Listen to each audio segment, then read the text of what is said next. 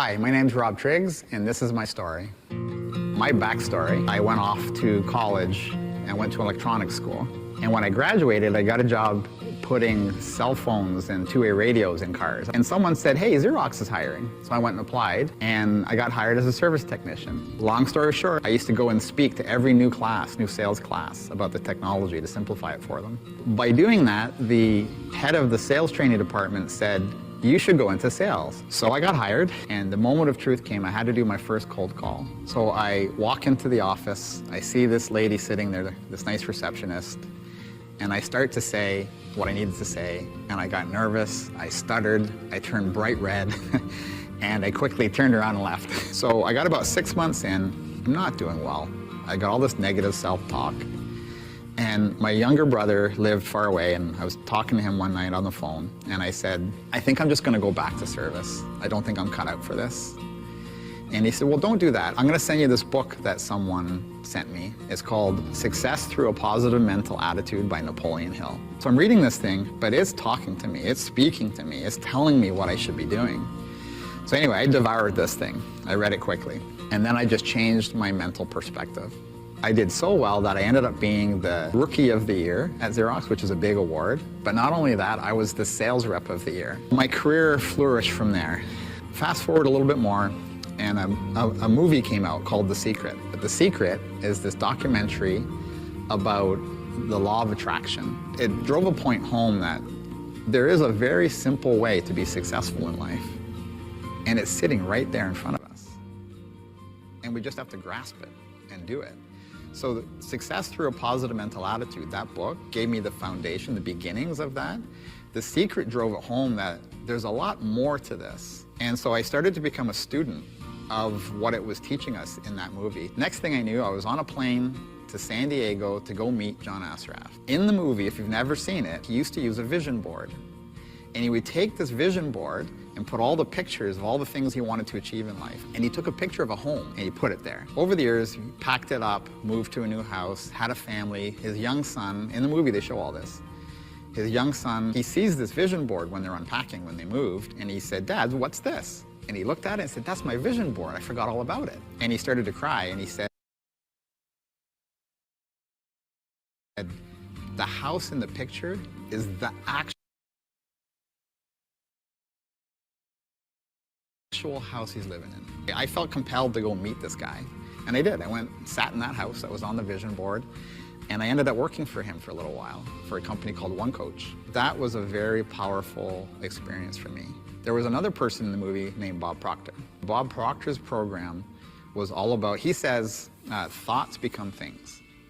So if you think negative, you're basically manifesting negative. If you think positive, you're manifesting positive things. But then I met Kathleen Cameron. So Kathleen Cameron was a protege of Bob Proctor. Kathleen's another Canadian that wasn't overly happy with her life. She found Bob Proctor, did his program, and jumped in head first. And she uses the word embody, but she embodied the material, and Bob said, like nobody else ever did. So when I met Kathleen, I met her through my wife. My wife was going through one of her programs. I could see my wife change. And so I went through Kathleen's program, and it changed me. And it gave me the structure, and it gave me the tools I needed to go from thoughts become things and actually make that happen in my life. A lot of the success that I've had is based on these principles. And I've been working in business, helping companies grow. I helped a small company go from 6 people to over 100 people and get acquired successfully. Rob joined us in the time where we were growing quickly, but he helped us grow even more quickly into the largest independent partner in Canada. And for that, we do appreciate everything he's done. I've learned so much from Rob. I think I am starting to use his analogies. I'm starting to use his stories as if they're my own. With Rob, the most important lesson I've learned is the relationship between sales and marketing. He calls it smarketing, and the entire company has adapted this term, and we live by it. He leaves a legacy of a huge number of clients, a vast number of ways in which we've interacted with clients. He has inspired me to reach for growth in multiple levels. The past 12 years, from our first personal training session to selling side by side to the biggest logos of my career, you've been there as a friend and as a mentor. We're helping people apply these things so they can rapidly get to the success. And knowing how to sell and knowing how to do what I've done in business, applying that in an authentic, genuine way is really what I'm all about. That's who I am. And that's my story.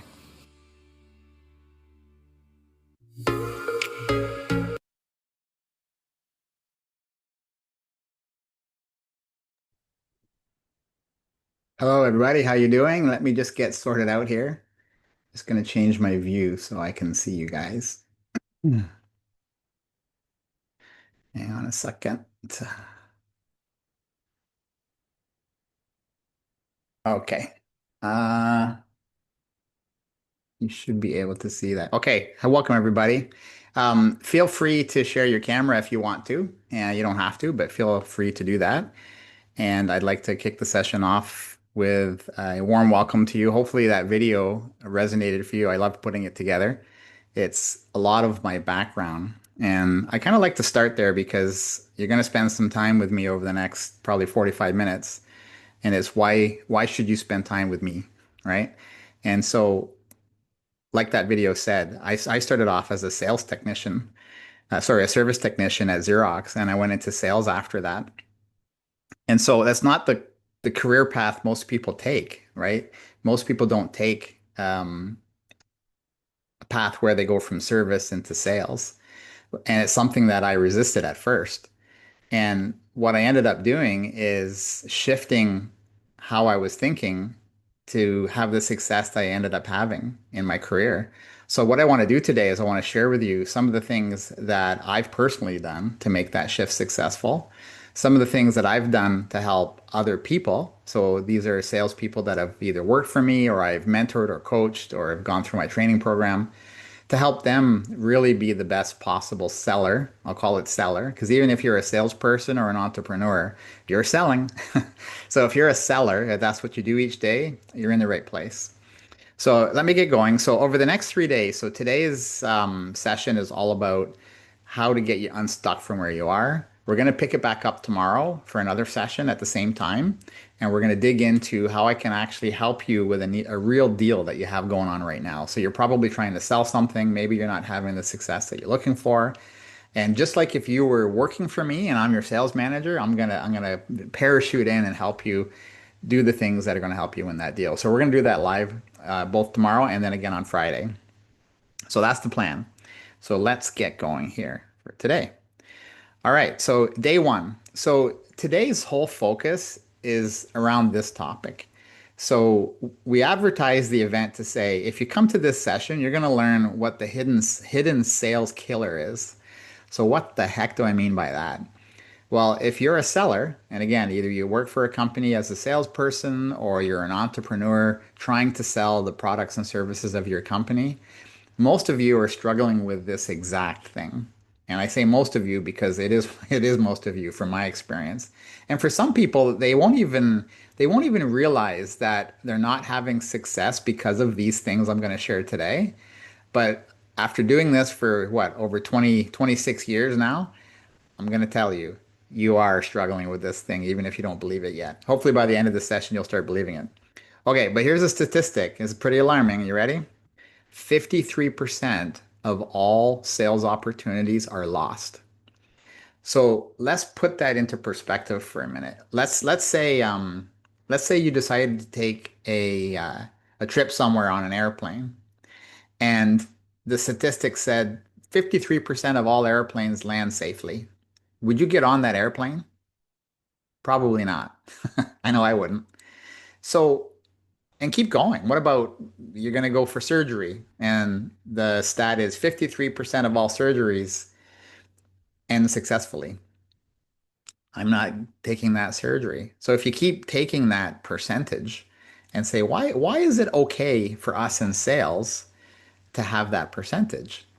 And the reality is, it's the way that we've been managing sales all this time. So we have these big, giant, inflated pipelines. And your managers will probably say, I want you to have a 3-to-1 ratio of how many opportunities you have in the pipeline to what your quota is this month. And things like that. Some managers will say 4-to-1 or even higher. And so there's a lot of wasted energy trying to get to this number. Now, I've been a customer of that way of selling. I've been a advocate of that way of selling in the past, but I'm telling you, there's a better way, a much more efficient and better way to sell. And again, it doesn't matter what you're selling. I've spent most of my career selling tech solutions. So like with Xerox, with Microsoft and Cisco and on and on and on. And so selling high tech is where I spent most of my career. But no matter who I've coached and helped, you could be selling real estate, you could be selling your own company's businesses and services. But no matter what it is, if you have some of these issues I'm going to talk about today, you're not performing at your highest level, right? So when a company's not doing well in sales or a salesperson knows they're not doing as well as they could be, what do they do? What do they turn to? And the interesting thing is my son decided to launch his own company about 2 years ago. And he would come into my office here. It felt like almost every hour. Dad, what sales training book should I read? And I'd recommend some. And he'd come in with an opportunity he's working on. Dad, like what should I do here? Or like what should I do with this customer? And so I was just giving him all this advice, right? Which I was happy to do. He's my son, of course. But if you're out there and you're in sales or you're an entrepreneur and you're not having the success that you really know you're capable of, but you don't know what to do, where do you turn? Well, typically, organizations and people will turn to sales skills, right? So, what skills should I develop as a seller so that I can be more effective? Well, I did that. Remember, if you remember my story that I just shared in the video, I was at Xerox. And for those of you who don't know the Xerox fable or the Xerox story, Xerox is famous for their sales training program. Like, I mean, unbelievably famous. It was so popular that we used to sell our sales training program to other companies. Like, that's how good it was, okay? So I did that sales training program and I was failing. Like, I was trying to sell using that model and it wasn't working for me. So sales skills, that first part of the triangle there, I wonder if I can point. Hopefully you can see that. So this here, the sales skills. So that's where a lot of energy is spent. And that's fine, you can do that. But the next thing people focus on is sales tools, especially right now. Has anyone ever heard of this acronym, AI? Have you heard of AI? Of course you have. So with AI, people are developing agentic agents now to do portions of the salesperson's job. Let me say that again in case you haven't heard of this yet. People, even salespeople, are learning how to create their own agentic AI agents to perform specific functions of their job. And in the next 12 to 18 months, I've heard statistics say something like there will be more agent employees than there will be actual employees. Now, that doesn't mean everyone's going to lose their job. What it means are these are productivity tools that we as sellers will use to be able to perform our job at a much, much higher efficiency, right? So this stat of 53% of all deals are lost, that cannot continue, right? And if you sleep at the wheel right now and don't adapt some of these things, you're going to be left behind. That is the reality. So you've got sales skills, which is where most people spend their time and money. You've got sales tools, things like AI, things like CRM systems. I've spent a lot of time selling CRM systems. Marketing automation systems are also tools that help salespeople, and on and on. There's proposal writing tools and on, right? So there's all kinds of different tools that you can invest in.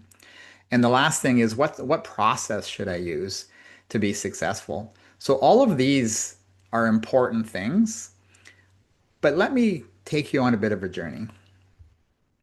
So let's say you're a salesperson or you're an entrepreneur trying to sell your company's products and services. And here you are standing there, that's you standing there, and you're trying to have a specific outcome.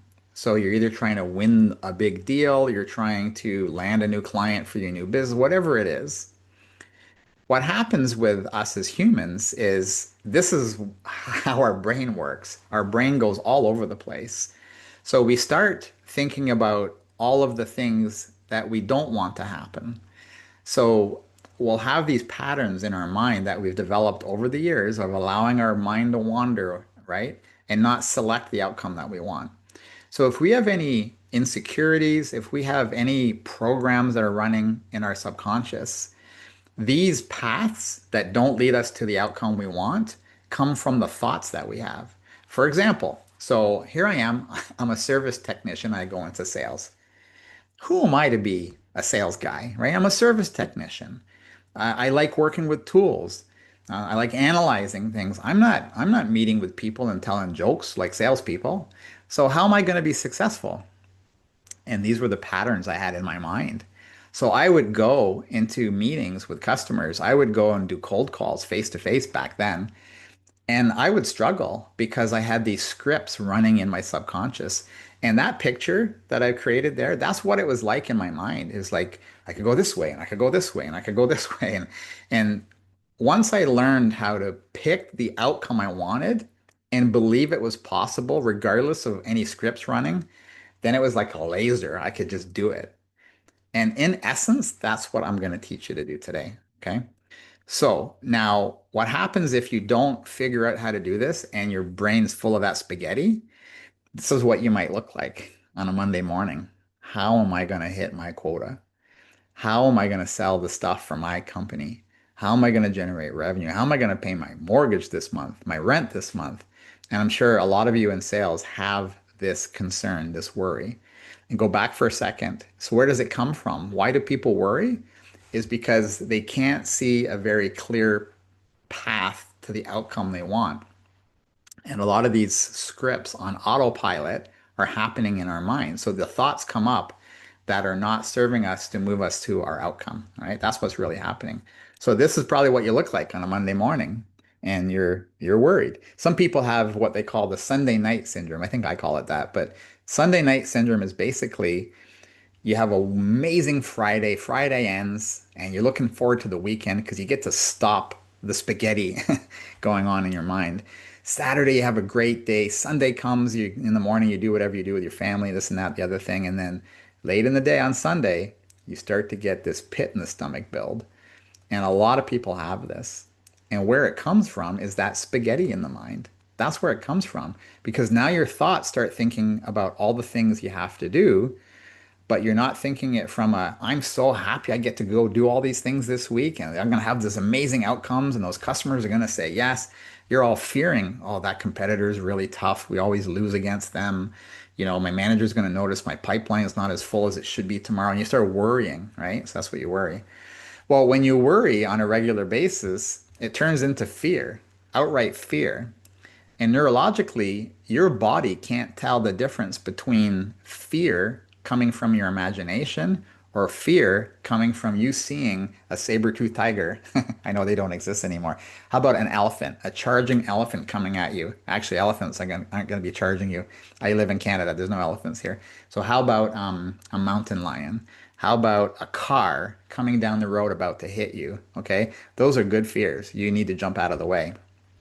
But this fear coming from all of that worry, all of those scripts, that fear is not healthy. That's the kind of fear that causes heart attacks and eventually not a good thing.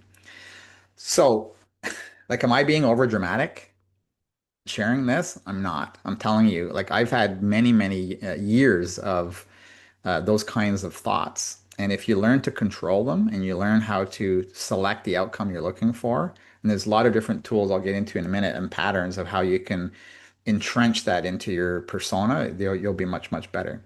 But each one of us has this identity. So an identity is coming from a lot of the things that have happened to us in the past. Now, a lot of the things that have contributed to the formation of the identity we have today comes from our youth mainly, comes from our childhood. So when you're growing up, you're either you're as a boy, like you're either athletic or you're highly logical. And so you'll have an outcome of that. So if it's time for the sports at school and you're not selected to go on the teams, you feel bad about yourself and all that kind of stuff. And so there's all these little things that happen when you're growing up and they shape you into who you are. But for some people, they affect us negatively. And we form this identity. And the identity either serves you in what you're trying to accomplish or it gets in the way. And for some people, it really gets in the way. So it's funny. I want to share a video on the next slide. I think as soon as I hit next, it's going to start to play. So I was in Las Vegas recently. I was at the DigiMarcon conference. It's a digital marketing convention. That's what the DigiMarcon stands for. And it was awesome. But I was walking back to the hotel and I was walking past the Allegiant Stadium, which is where they play the NFL football there. And so I stood in front of that stadium and I had a thought. So it triggers off this thing on identity. Let me see if I can get it to play for you.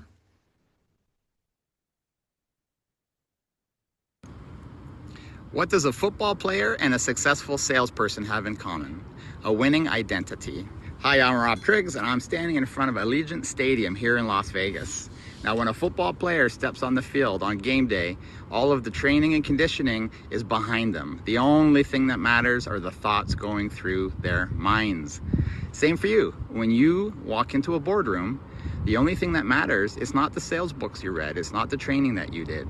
All of those things are part of you now. The only thing that really matters is the thoughts going through your mind. If you struggle with that, or even wonder how to do it better, come to my event, Save Your Sales Career. Okay. So you're already at the event, so you're already here. So what am I trying to say? Let me back that up for a second. So what am I trying to say? So imagine you're a football player, and a football player to play at that level in the NFL has to go through tons of practices, tons of skill development. You remember the triangle I just put up. They have to eat properly. They have to work out and exercise. But once they make it to that NFL level and they step onto the field on game day, all of the training, all of the dieting, all of the working out, that's behind them. That's the preparation to be in the place on game day. And as a salesperson, when you walk into that boardroom, you've done your skill development, right? You've read the books and gone on the sales training. You've practiced the process and set up your tools. You've prepared the presentation. You're probably prepared a demo. A lot of us who do demonstrations in tech sales, you've got the demo ready to go. And you walk into that boardroom, and all you have left at that time is the thoughts going through your mind. And if you're thinking, I'm not ready, the person I brought with me doesn't really know what they're talking about, the competitor we're up against is going to kick our butts because they always do. If these are the kinds of thoughts you're having go through your mind, the energy you give off is so different and it has an effect on the customer. The way you perform is very different, right? If things don't go well during your presentation, you're almost like, see, I knew it wasn't going to go well. And then you just go downhill. And believe me, I've been there. I've been a manager watching people tank and I have to step in. And I've seen others where they go in prepared and they do a great job. So anyway, I hope that video came through clearly and I had fun making it. Okay, so let me step back for a second. You're a salesperson. You're an entrepreneur. You're a seller. That's basically what you are. You're a seller. You sell things for a living. We used to use this expression. I don't know if it's appropriate to say anymore, but we used to call something called the death spiral. And I remember I was working for Xerox in sales, and we used to go cold calling together with a buddy. It was more fun with a buddy. So we would do my territory in the morning, and we would do their territory in the afternoon. So we did my territory in the morning, this lady I was working with, and we had a whole bunch of cold calls. We had a great morning. Then it was time for her. So we went for lunch, and then it was time for her territory. And she goes, let's just stay here at the mall and just kind of bum around at the mall this afternoon. And I said, why? And she says, I'm just not feeling it. I'm just not feeling it.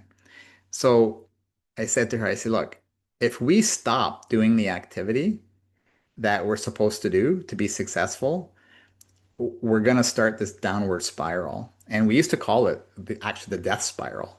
So what this is when you're not visually seeing the outcome of what you want. So if you're a salesperson working for a company, you probably have a quota you're supposed to hit. If you're not seeing the lead indicators of getting enough opportunities, getting enough leads, getting enough pipeline, all that stuff, if you're not seeing that, you start to doubt. When you start to doubt, you have negative thoughts, right? And that's the beginning of the death spiral. If you allow that continue, the negative thoughts start affecting your actions. You might stop doing the things you should be doing, Or if you do the things you're supposed to be doing, you don't do them in an inspired way. You do them out of, "Oh, I just have to do these 4 more calls because my boss is going to be mad at me if I don't." Right? So if you're doing things in an uninspired way, you might as well not even do them. And then the results start to suffer. So then you go, see, like, look, I'm way behind quota. And so this death spiral happens to a lot of us. And not just in sales, in many, many, many things in life. And where it comes from the fact that as humans, we really consciously believe that seeing is believing. If I don't see the result and with my eyes in the current reality, then it must not be true. It must not be real, right? A lot of us live in that environment. So what I'm going to start to teach you now is whatever the outcome is you want, whatever the desire is you have, if you're a salesperson, you need to make a certain quota. You need to sell a certain quota to keep your job, first of all. And number two, you're probably in sales because you want to make more money for you and your family. So there's things that you can do with that money. You can take them on vacations. You can buy that nice house. You can buy the boats and the cars and all the things that you want to get, right? And even if you're not materialistic around what you want to buy, there's things you want to do, vacations and trips, and all of these things take money. So most people go into sales. I don't know too many people that went through grade school, high school, and go off to university and they go, guess what, mom and dad? I'm going to be a salesperson. That's what I'm going to be, right? For some reason, that our profession of sales isn't viewed upon as a great choice of a career. I think it's phenomenal because if you frame sales properly, it's an act of service. When you're selling properly, you're positioning yourself in an act of service to others, helping them make a decision for something that's going to help their business. So I don't know about you, but that's pretty awesome. Now, a lot of sales gets a bad rap. The poor car salesmen are picked on all the time, the car salesmen, because they try to force you to buy something that you don't want to buy. They won't let you leave the parking lot without buying. Actually, I know something worse than car salesmen. What about a timeshare presentation? Oh, we won't try to hard sell you. But if you've ever sat through one, boy, oh boy, do they ever hard sell you. I used to go listen to them because I love looking at their sales techniques to see if they can try to get me. But anyway, I digress a little bit. Okay. So where we're going to shift now. So what we did at the beginning is we said, if you're struggling in sales right now, or you're an entrepreneur trying to get customers and it's not at the level you need it to be, you can invest in sales skills. And I encourage that. That is a good thing to do. You can invest in sales tools. I agree. Even AI, especially right now. You can invest in improving the process you're using to sell. I agree. You can do that too. What I'm going to talk to you about today is mindset. And mindset is one of the key pillars to you being successful. That's why I've placed it at the bottom. When you have a strong mindset, it allows all of those other investments you've made in skills, tools, and process to actually work. Because let's face it, if you show up in a sales situation and you don't have the right mindset, all of that other stuff won't matter. Just like the football player stepping onto the field. They've done all of those things better than most because they're in the NFL. They're at the highest level of football you can be. But if their mindset's not in the right place when it's time for game time, then they're not going to succeed. So how do you get your mind in the right place so that whether you're an entrepreneur or you're a seller, a salesperson, you can succeed? Well, let's go. First, what is mindset? So mindset, this definition I like. It says, a successful sales mindset is the internal operating system that determines how a seller perceives challenges, opportunities, and themselves. So most of us in sales are quite confident people. So most of us would say, I'm good, I'm confident. But I'll guarantee each one of us, each one of you has a couple of little things, little scripts running that creep in when things don't go so well. So when you don't see what you need to see in the real world, if you don't see your pipeline growing, if you don't see leads coming in, if you don't see business, you start to worry, you start to doubt, and then the spiral starts. So the way to stop that from happening, no matter what your company is doing, if you work for a company and they haven't invested in your skill training, they haven't invested in helping you with tools as much as maybe they need to, you can't wait for your company to invest in you. You need to invest in yourself. Being in sales is a skill. It's a craft, if you will. It's a craft. So if you were going to take up art and do painting, you would learn how to paint. You would buy equipment, you would take lessons, whatever you would do.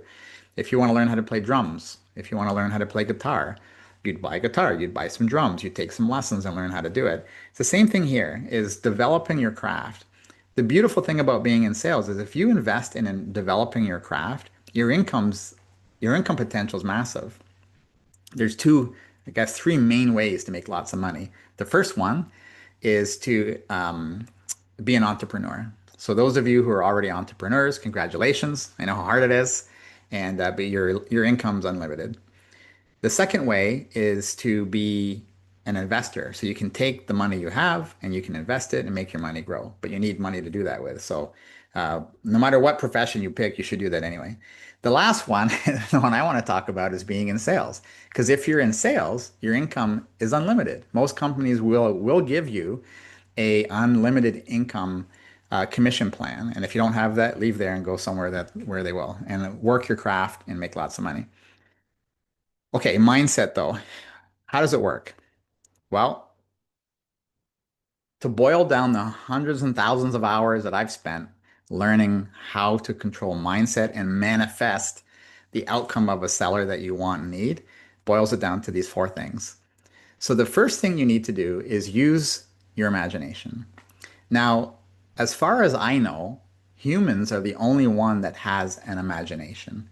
Pretty much every other living creature, as far as I know, they have instincts, they have things that cause them to do what they do. But unless someone can prove me wrong, human beings can imagine something that doesn't exist. Okay? What a powerful tool that is. So the whole beginning of manifestation and mindset goes back to the turn of the century, the 1900s, 1800s to 1900s. And as business really started to take off more and more and more, a lot of these heroes were emerging, like Napoleon Hill. Napoleon Hill was popular back in the early 20s, I believe, 1920s. And so he said basically, if you want to succeed, you have to use these manifestation techniques, these mindset techniques. And how it starts with is imagination. So you imagine the outcome you want. Okay? So once you imagine the outcome you want, you can't see it. It's in your imagination. So if you're a salesperson, you visualize and you imagine this successful seller on plan, on quota, winning awards, spending the money on the trip that's motivating you. So you just visualize, close your eyes and visualize that, almost to the point where it's real. That's the imagination piece. The imagination piece turns into vision.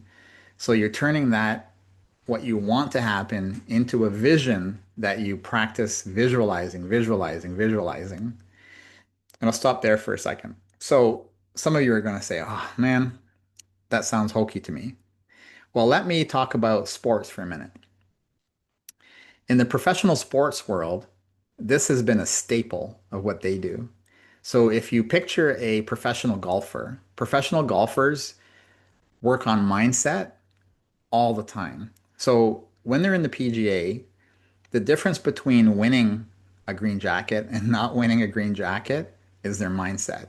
Because they've all gone to the driving range, they've all gone and got the golf training and skills and practice and everything else. But when you're in front of hundreds of thousands of people and you've got tons of money on the line and everyone's watching you, even if you go golfing now, you know, when you're on the 18th green, you're putting and everyone there's watching you, like, how do you feel? Like, if you can't turn that off, you'll muff it up. You just will. Golf is more mental than anything else. And so it's the same thing in sales, right? It's the same thing with most things that we do. You can practice, get the muscle memory like in golf and all that good stuff. But it starts with imagination, vision. And when your vision is practiced every day, like you imagine, you vision, and there's different tools I'm going to talk about in a minute, that turns into belief. So now you actually start to believe being successful isn't only possible, it's inevitable. And once you start to get that script to penetrate your mind, the actions you do things in inspired action.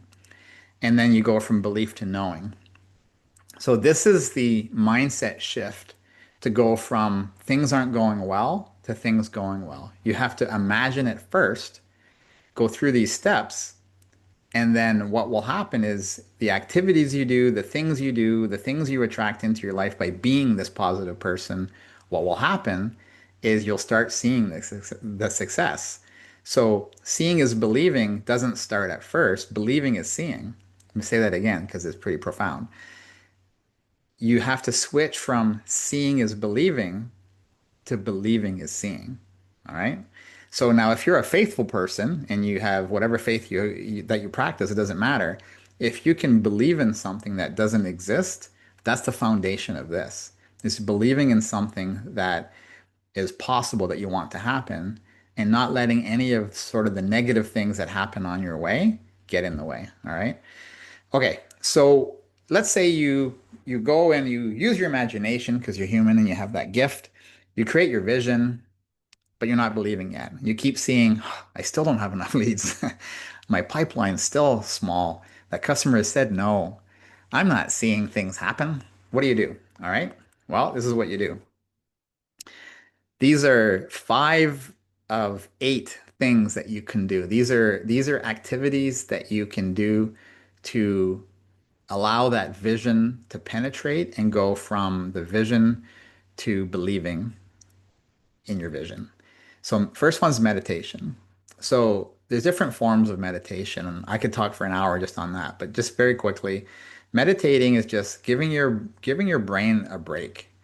Your brain is inundated with information, especially because of the iPhones. My phone's right here. And we're constantly bombarded. Our brain's firing like crazy. You need to give your brain a break. So if you start practicing meditation, you can meditate early in the morning, you can meditate during the day, you can meditate at night, it doesn't really matter. But when you start meditating and reinforcing the vision you have of what you want to happen, what ends up happening is it starts to drown out those negative thoughts, those scripts, that identity. That's what happens. So meditation is one of the most powerful tools that you can use. And if you don't practice meditation, I highly encourage you to try it. You can go to whatever music service you use. I use iTunes, but you can go to, I forget what that other one's called, but you can just Google a meditation track for what you're trying to do and just listen to it. It's amazing. I've got some meditations that you can get as well that are specifically for salespeople. Okay, the next thing is gratitude. So when you practice gratitude, what does that mean? So when you're practicing gratitude is you're thinking about all the things that you're grateful for. So when you fill your mind with all of the things you're grateful for, you start to forget about the things that are getting in the way of your success. So when you start practicing this in real time, it's very powerful. You can actually combine this with journaling. So journaling is something where you just write out your thoughts. You can do it in the morning. You can do it any time of day, really. In the morning works best for me. But when you're journaling, you're writing out the things that maybe aren't going well. You're going back to the things that you want to happen. You can write out what you're grateful for. Bob Proctor, who is a real advocate of this type of work, he's one of the founding fathers of all this. He's passed now. But Bob Proctor used to say, every day write down 10 things you're grateful for. And just by doing that, what you're doing is you're filling your brain with these grateful things. It boosts your energy. It increases what we call your vibration. And as your energy increases, your vibration increases, you're not allowing your brain to go back to those negative scripts and identities as easily. So as you keep filling your day and your time with meditation and these gratitude statements and the journaling, it really starts to replace those things. A couple other things you can do is something called anchoring. So anchoring is, there's different ways of doing it, but one way I like is when you have a thought that isn't serving your vision. So you're thinking, oh, that competitor is going to beat us. I don't know why I always pick that one, but I do. So you have a negative thought or a thought that's not moving you towards your vision. What you can do is you can do some kind of a physical motion. I like tapping my thumb and my middle finger together. So you go like that, and you think of the opposite thing. And so what ends up happening is your brain starts to recognize that when you do that, you're forcing it to think a different way. So you can actually get to the point where all you do is that, and it'll do it for you. Like I know it sounds weird if you've never done it before, but anchoring is amazing. Go Google it and look and or Chat GPT it and read about it. It's powerful stuff. Okay, the last one on here is breath work. So we breathe all day long, right? But when you breathe with intention, you can calm the nervous system down and you can bring great clarity. So a lot of people will say, take a few deep breaths and calm down, right? It really works.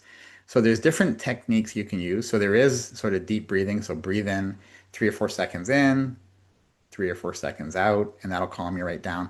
But another one is called box breathing. So box breathing is, if you imagine a box, the 4 sides of a box.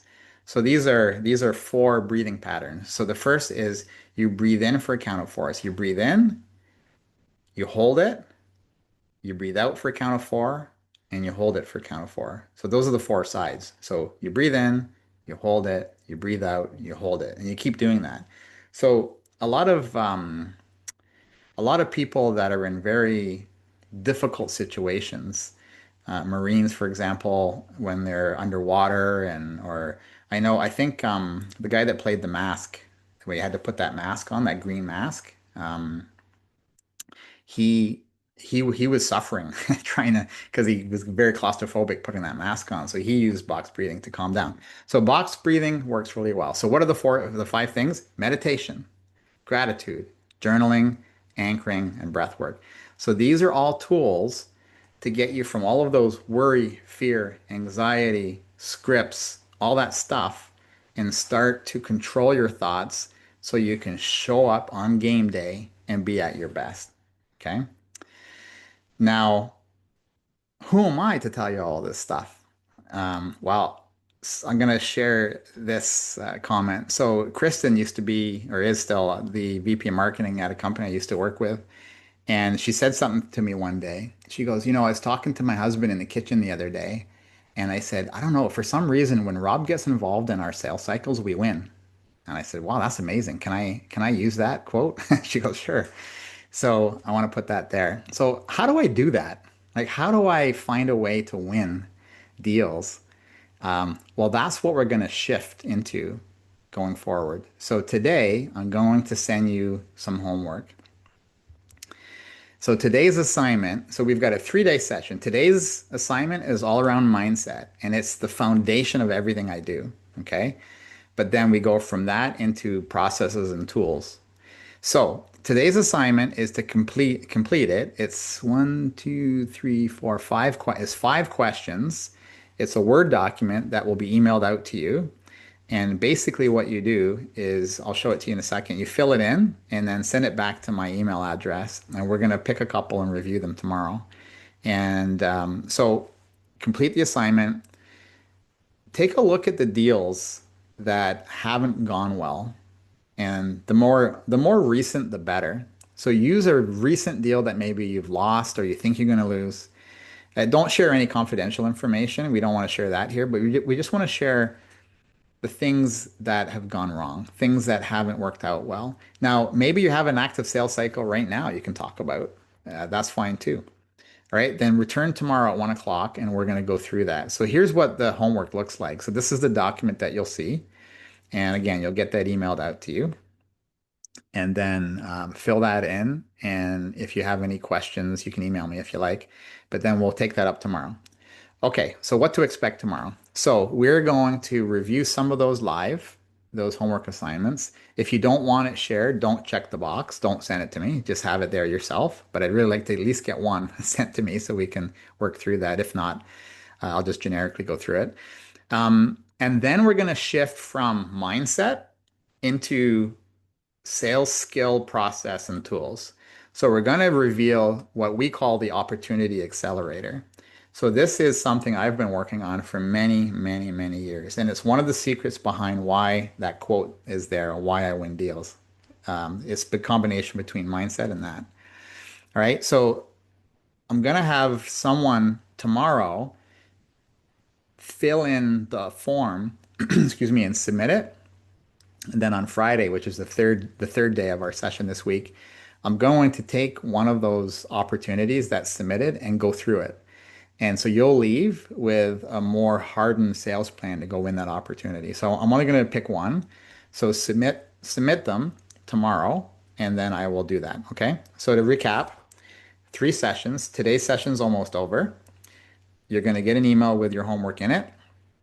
Fill that in, email it back to me. Join the call tomorrow at 1 o'clock again, and we're going to go through that exercise, that homework. We're going to take it up, and then we're going to quickly move into the Opportunity Accelerator. I'm going to share how it works, and then what we can do after that is you're going to get another piece of homework tomorrow, which is an opportunity form to fill in. You fill that in, submit it. Then on Friday, I'm going to walk through an actual deal, and the lucky person is going to get their deal analyzed, and you're going to leave with a better plan. Okay, these are the kinds of things we do in our program, and I'm hoping that you'll get value from these 3 days, and I'm sure you will. So that's today. I'm going to open it up to anyone that might have any questions, and if you want to come off mute and talk, you can, or you can type them into the chat. Let's see, Erica, is there anybody there that has any questions? All right, so Erica, you can come off mute too if you want. So does anybody have any questions? Does anybody have any comments? This is your chance. I got time. I am good. Thank you, Rob. Hey, Dirk, how are you? Very good. And you too. Good, good.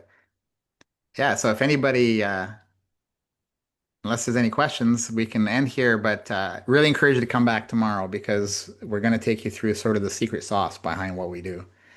And Well, I just wanted to say hi, myself. So good to meet everyone and glad to be here. Thank you for the seminar. yeah, thank you. Is your name Norvin? I'm Norvin, yes. Nice to meet you. Where are you located? I'm in Topeka, Kansas. Nice. Yeah, welcome. Thank you, thank you. Likewise. So what kind of sales do you do? I do a couple of different types, which range from speaking and working with business founders, um, usually either for an acquisition or positioning them for exit. That and then you'll have like more of like high ticket services and that go along with consulting, and then lastly, for like my actual like insurance company, taxes, and all those kinds of things, you'll see sales on the local level. So That's amazing. yeah. Well, it's funny because Dirk here, he's done a little bit of the merger and acquisition work too. Oh wow, cool, nice. I'm glad to be surrounded by you guys. Yeah, so That was a especially lot what of you're fun. Yeah, it is. It is. Actually, I was talking to because I've been in the Microsoft community for a long time, and I was talking to a Microsoft partner this morning, one of the owners, and their exit plan is to eventually exit the business, and so we were Yeah, talking a lot about the importance of reoccurring revenue. yeah. Do you in your world is that an important thing too? No, that is I mean you're hitting like right at home to where a lot of the needs are for businesses. Because when you have a real like just the operation that depends on the operator, that detracts so much value from the business because you're not like selling just something that makes money for someone else in the future. And so one of the things that and when you put that in plain speak, right, I'm paying you today for revenue later on in the future. And if that revenue looks very unpredictable, well, that's a high amount of risk that I don't want to take on.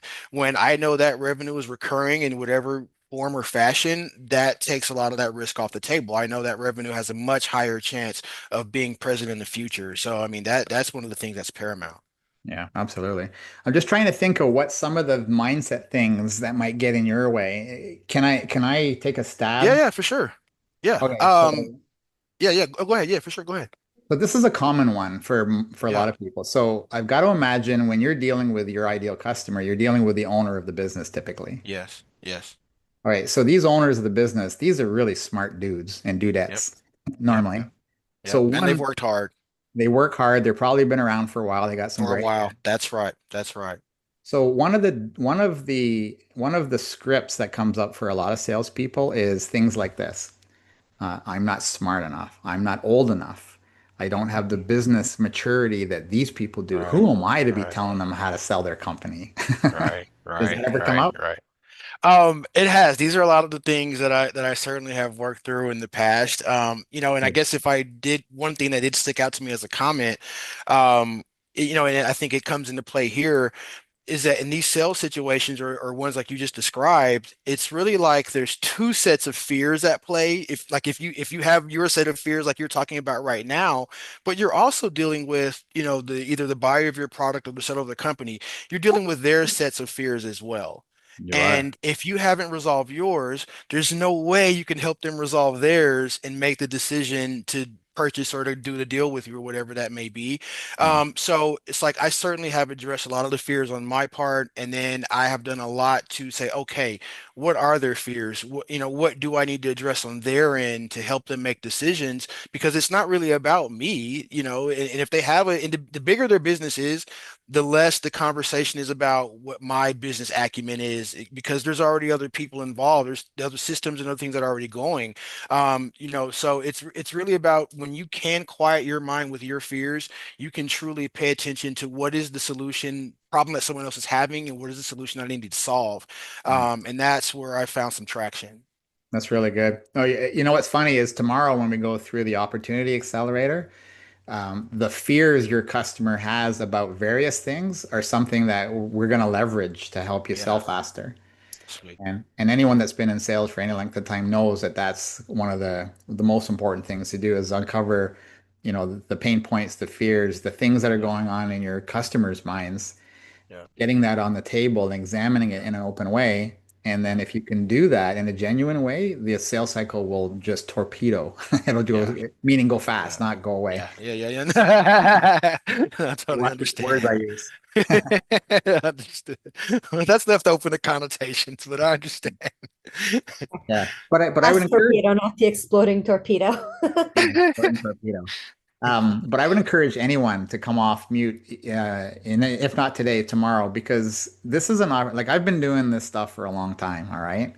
And if you just share with me what's going on, and if you don't feel comfortable doing it in a group, we can also jump on a call sort of after the sessions as well. But being in sales right now is tougher than I've seen for a really long time.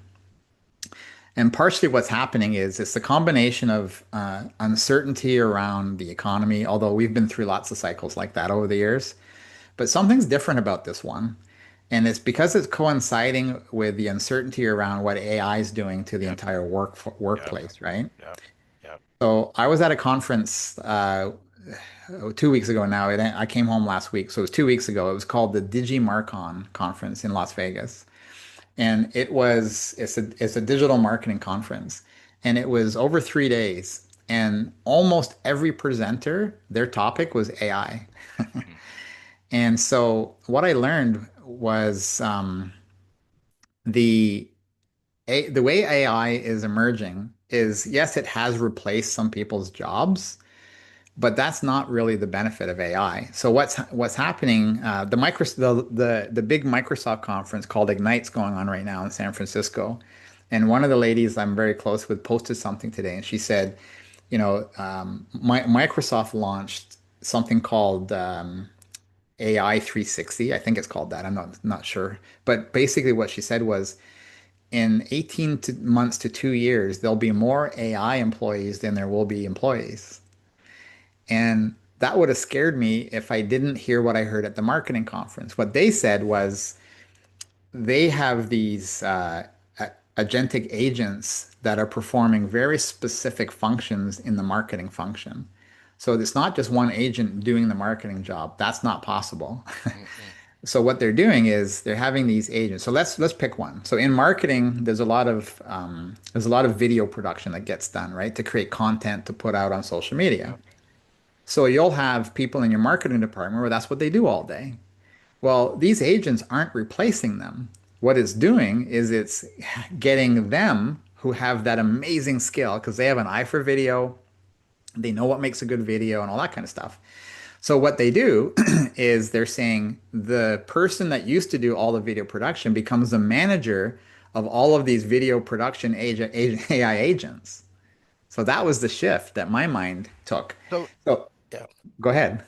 Well, I'm sorry if I didn't mean to, certainly didn't mean to interrupt. But I think there are two huge opportunities that that dynamic is creating because there are two things that are required to be able to really apply AI in that manner. So the first one is let's take that video producer, for example. Um, there's more of a premium now on your ability to understand and be creative Yeah. because if you go to AI and say, "Hey, give me a video," you're going to get one quality of video. I like to use the analogy of like composing a song because it's easier for me to explain. But so if you say, "Hey, AI, write me a song," right? I want a happy song. That's way different from saying, "Can you write me a song in the key of F with an upbeat tempo, with a walking bass line, whatever it may be?" And basically at the end of the day, you have an idea, how you do what you do, then you're able to get a certain type of result. And then the other thing is that in order to actually get the result you want, especially in a business context, because you're worried about your brand or your reputation or how you come off to customers, you have to organize all of the knowledge and processes that are within the company because how do I know what the brand voice, I mean, just simple stuff from the brand voice, their color palette, what we say, what we don't say, what our scripts sound like all these different things have to go into that process to be able to spit out quality results and then do it or just like completely automate something like outreach or responding to leads or something. That's So right. yeah, I think those are two huge consulting opportunities. No, and what you said there is because someone who knows how to put music together knows what the scale of F is, right? Yeah. So you need to have that skill and the humanness to be able to do it. So Yeah. I Yeah. wouldn't, for all of us Yeah. here, don't be afraid of AI. Yeah. Go and learn how it can help your job. And so I don't know how old everybody is, but you can tell kind of how old I am by looking at me. But I I've gone through a couple of different cycles of change over the years. And the biggest one, like I grew up at a time where computers weren't even out yet, right? And so when the computers started coming out, people started to get worried about, oh, no one's going to have any jobs because the computers are going to do everything. And then, so we all learned how to type. We all took typing class, believe it or not, in high school because we had to learn how to type on a computer, and that's how crazy it was. And then when the internet came out, right? So I remember being at Xerox at that time, and someone goes, "Hey, let me show you this." And so, what is it? He said, "It's called Google." Well, what's a Google? And I said, "No, Right. you put your what you're looking for in here, and it comes up." And back then, if you wanted to do that, it was called the Yellow Pages, the big book. And so anyway, so each time these technology changes have happened, it's created opportunities. So the same thing's happening right now. So just don't be left behind. That's all. Yeah. And as sellers, look into ways that you can use them if you're not to be more productive as a seller. So we're going to talk tomorrow about this opportunity accelerator. It's going to help you because you can even take what I'm going to teach you tomorrow and put it into your own agentic AI agent and turn it into a digital sales manager for yourself. Like I know people have started to do that.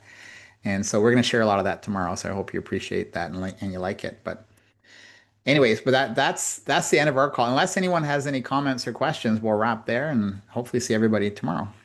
I'll see you tomorrow. Thank you. It's been fun. All right. Thanks, everybody. Have a good day. Bye for now. Bye bye.